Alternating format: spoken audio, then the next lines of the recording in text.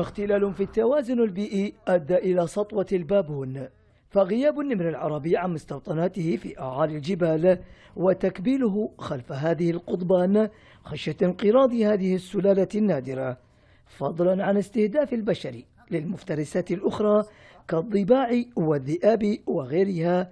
غياب هذه الحيوانات التي كانت تحد من نمو قردة البابون خلق بيئة خصبة أمامها للتكاثر، وبات يشكل مخاطر ظهور أمراض تهدد حياة الإنسان. طبعا حجم المجموعات المستأنسة أكبر بكثير جدا من حجم القطيع والمجموعات البرية، في الوقت الذي يتراوح حجم المجموعات البرية بين 90 و 120 فرد داخل القطيع، نجد أن المجموعات المستأنسة بين 500 إلى 700 فرد وقد تصل إلى 1000 فرد. على امتداد جبال السراوات والحجاز تنتشر أعداد كبيرة من قردة البابون تقدر أعدادها بربع المليون.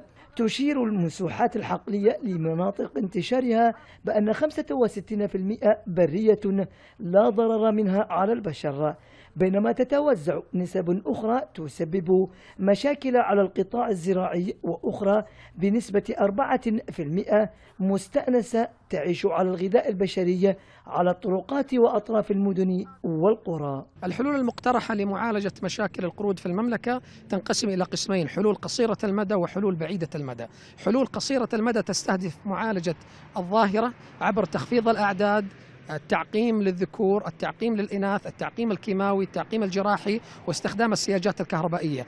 لقرود الرباح في السعودية تنظيم اجتماعي يبدأ بالأسرة ثم العشيرة ثم العصبة ثم القطيع، ولها أكثر من 60 نمطا سلوكيا فيما بينها. وتتبنى هذه الجماعات من القرود مجموعة من الكلاب الصغيرة لتشكل لها طوق حماية عندما تكبر من خطر المفترسات التي تهدد حياتها، كما تتبنى القطط الضالة للتسلية.